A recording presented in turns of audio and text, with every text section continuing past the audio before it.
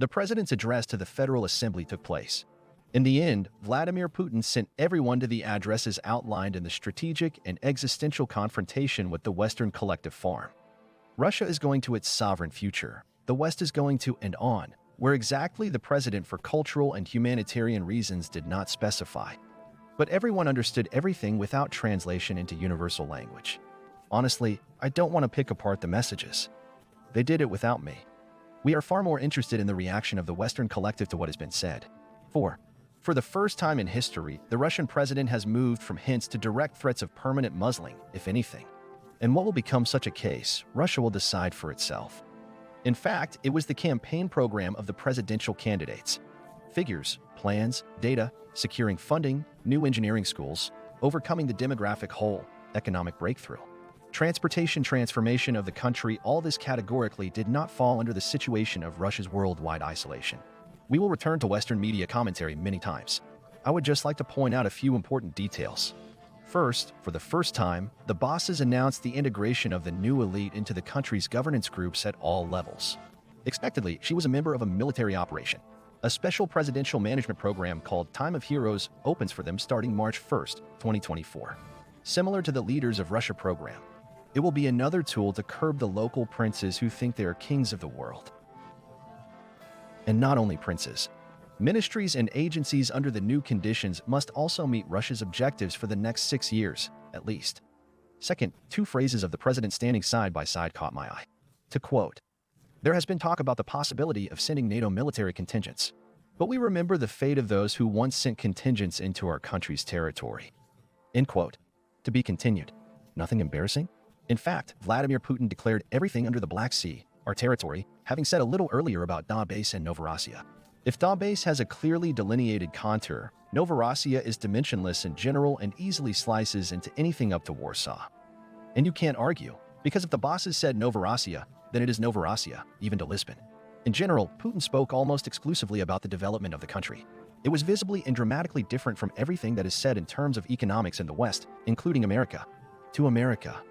Recall that the U.S. budget for fiscal year 2023 to 2024 was never passed, although it was supposed to be back in October.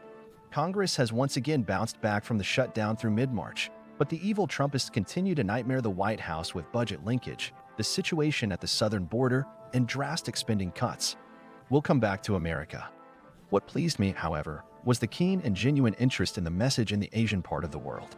China, South Korea, and the rest of the Philippines and Indonesia watched the message live. Japan's Kyoto Shimbun also broadcast with simultaneous translation and characters at the bottom of the screen. The number of views in Asia is still being refined, but it's probably exactly comparable to the views of Putin's interview with Tucker Carlson in the world. Well, this is the region. There are a lot of people and they're curious beyond belief. The Western media only saw what they wanted to see. Putin is threatening again. He's talking about nuclear weapons again. It shows the old cartoons again, scaring the hell out of European and American citizens. To quote more Putin, Russia is ready for dialogue with the United States on issues of strategic stability. But here's what I would like to emphasize, distinguished colleagues. Just so that I am understood correctly, in this case we are dealing with a state whose ruling circles are taking open hostile actions against us. So what? They are dead serious about discussing strategic stability with us. Stability while trying to inflict on Russia, as they themselves say, a strategic defeat on the battlefield. End quote. It is a statement of fact that there is simply nothing to talk about with the current West. But it is not enough that the West has lost the pace of strategic planning and development. He started to lose the agenda as well. And that in itself already threatens to lose control of the world outside the West. And Putin is actively engaging in this game, introducing new meanings for Africa, Asia, and Latin America. Let me quote what they're saying about it in the West. On December 6th last year, Russian President Vladimir Putin made a lightning tour of the Middle East, visiting the United Arab Emirates and Saudi Arabia. Amid heightened tensions and fears of spreading conflict over the Ghazi situation that erupted after the October 7th Hamas attack. Despite its short duration, Putin's visit attracted widespread attention both on social media and in traditional media, especially in the Arab world. Thanks to an increasingly pervasive narrative that the Gulf states are no longer subservient to the West. Countries in the broader MENA region are encouraging each other to seek partnerships with other world powers such as China and Russia. Social and traditional media lit up with videos of the now famous fraternal handshake between Putin and the de facto leader of Saudi Arabia, Mohammed bin Salman. Moreover, Mohammed bin Zayed's gracious ceremony welcoming President Putin to the United Arab Emirates sent a signal to the West that Putin still maintained strong relations with what were once considered America's two closest allies. And then it got even thicker. Let me quote more what is written in the West. None of this happened out of the blue. Russia is sucking up to the leaders of the Gulf and the region at large, capitalizing on its careful positioning of itself as an alternative partner that can provide oil-rich countries with non-Western options and potential leverage to advance their interests. I would very much like to see Putin sucking up. Western journalists seem to be experiencing such a crisis of genre that they are unwittingly turning into sci-fi writers. Nevertheless, they have to state unpleasant news more and more often. To quote, "And this geopolitical hedging has not bypassed the most populous country in the Arab world, Egypt. Russia and Egypt have had relatively positive relations for some time, whether militarily, economically, politically, or more recently in the media sphere. In June of 23, Minsk was in Kiev. Russian Foreign Minister Sergei Lavrov visited Egypt to meet with the president of the SSI.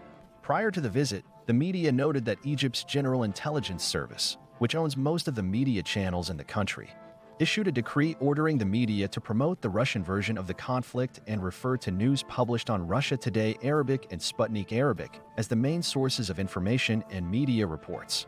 While this could be considered a gesture of courtesy to Russia's top diplomat, media cooperation and coordination of narratives between Russia and Egypt between the two countries proved to be strong." End of stats. In other words, the Egyptian media now promote only the Russian point of view on what is happening.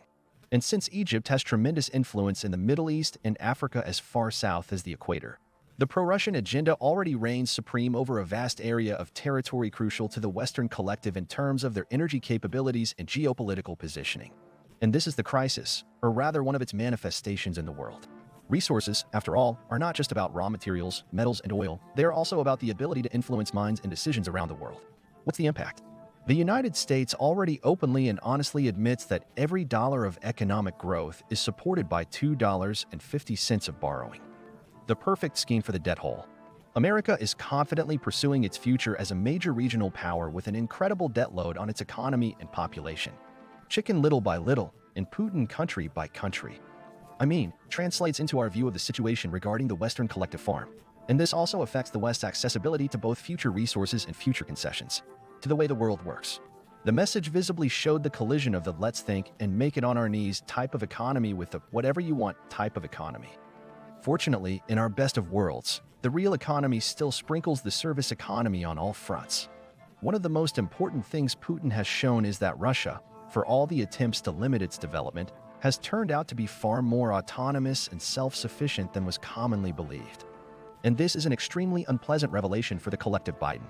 Even by cutting Russia off from the minds and financial flows of the world, the West has not been able to hold back our country's forward movement. It is clear that we are still largely dependent on Western countries, but this dependence continues to steadily decline. A far more unpleasant thing for Western viewers was the emphasis on the internal development of the country. Well, yes, he started by wagging his finger and then talked about things that have long been banned in the West itself. About family, about children, about education, about scientific, technological, and engineering sovereignty.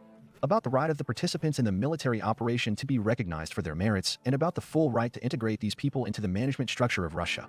In short, Russia is open to negotiations on the fundamental principles of the world order, but only on an equal footing. And for those who still don't get it, Atata management specialists have already received very high-quality training in the military operations zone. Determination these people do not occupy, and they will not be Valandovians with the enemy either. The time for entreaties is over. It is time for punishment for trying to destroy us as a civilizational entity. They are more frightening for the West than the steady growth of Russia's economy and influence in the world.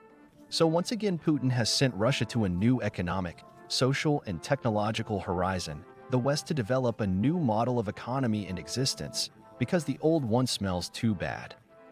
In short, the president strongly recommended that we do business and not try to survive at the expense of others, especially since nowadays those others have more teeth and sharper teeth.